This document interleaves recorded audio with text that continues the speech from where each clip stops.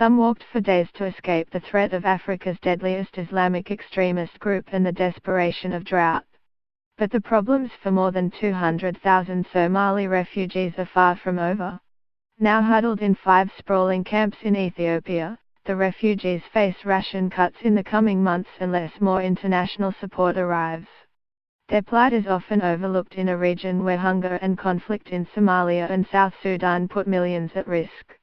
The projection we have is that our already reduced aid handout for these Somali refugees is sustainable only up to March 2018, Edward Moyo with the World Food Programme, WFP, said.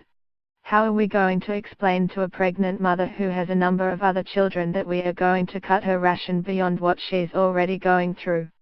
In nutrition centers across the camp that is home to nearly 40,000 refugees, health workers say they are seeing a growing number of Somali children with malnutrition. And yet the number of new arrivals from Somalia continues to grow, at a rate of as high as 1,000 a day. The parched landscape, dotted with refugee shelters made of bamboo and corrugated metal, leaves no possibility for the refugees to attempt feeding themselves by other means.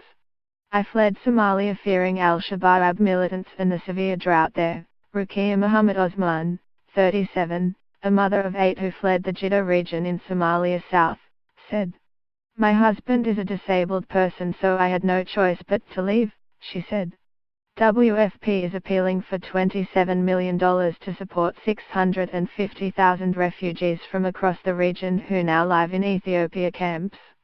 Refugees are currently receiving only 80% of their entitlement, Lila Bowers, the UN agency's head of communications in Ethiopia, said. They will be receiving even less across the entire country, and the majority of them will be suffering from that unless more resources are made available. Aid groups have said Somalia is experiencing its worst drought in 7 years, and many of the refugees are arriving in Ethiopia from the Bay, Jiddo and Middle Juba regions.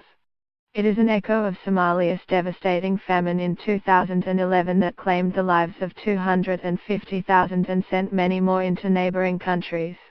This time, aid groups say, the response has avoided that kind of death toll. On a visit to the region this week, UN Refugee Chief Filippo Grandi acknowledged the challenge of raising money for humanitarian crises on the world's poorest continent. It is very difficult to fund programs in Africa. I am not ashamed to say it, Mr. Grandi said. Ethiopia, which hosts one of the highest numbers of refugees in Africa, is also experiencing a severe drought and more than 5 million Ethiopians are food insecure. But it has been praised for welcoming the thousands fleeing Somalia and elsewhere and for recently announced plans to absorb the refugees into local communities.